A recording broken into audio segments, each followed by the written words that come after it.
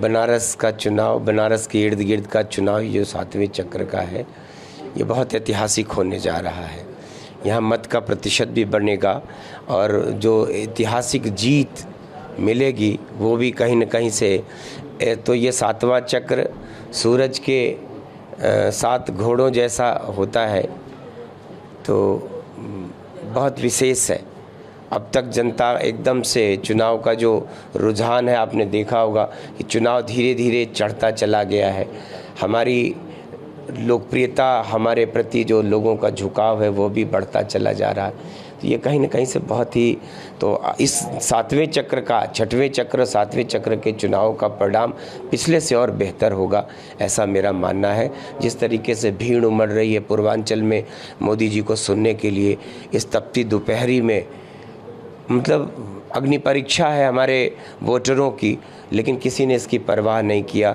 मोदी जी को, योगी जी को, हमारे राष्ट्रीय अध्यक्ष जेपी नड्डा जी को, माननीय गृह मंत्री अमित शाह जी की सभाओं में जिस तरीके की भीड़ उमड़ी है, रोड शो आपने देखा कि काशी ने तो सारे संसार को कहीं न कहीं से चमत्कृत कर दिया है, सोचने पर विवश कर दिया है कि क्या कोई नेता अपने घर में, अपनी कंस्टिट्यूएंसी में, अपने संसदीय कर्म क्षेत्र में इतना लोकप्रिय हो सकता है।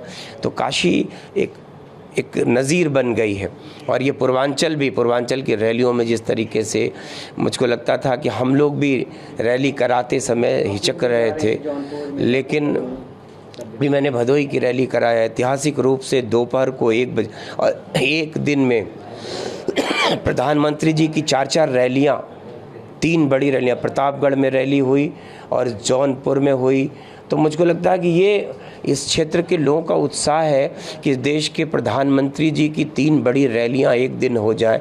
तो ये पूर्वांचल के लोगों को हम सैल्यूट करते हैं, उनकी भावनाओं को, उनका मोदी जी प्रति और योगी जी के प्रति जो लगाव है वो कहीं न कहीं से हतप्रभ करने वाला है। उन्होंने धूप, गर्मी, जाड़ा, जैसे है ना कि इस गर्मी में उस टेम्परेचर पर 42 से 44 डिग्री के टेम्परेचर में भी परवाह नहीं किया। दोपहरी को पड़ा तो जल्दी हुआ, तो शाम को पड़ा तो, हर रैलियों में जिस तरीके से लोगों ने मोदी जी को सुना है, ये कहीं न कहीं से उनके भरोसे को, मोदी जी की बातें उनके लिए गारंटी बन गई हैं। मोदी जी कहते हैं ना कि मोदी जी जो कहते हैं वो करके दिखाते हैं, जो कहा वो करके दिखाया, जो कह रहे हैं वो करेंगे। घोषणा पत्र की चीज़ें, इस घोषणा पत्र में जो वर्तमान में थी उस पर भी काम शुरू हो गया।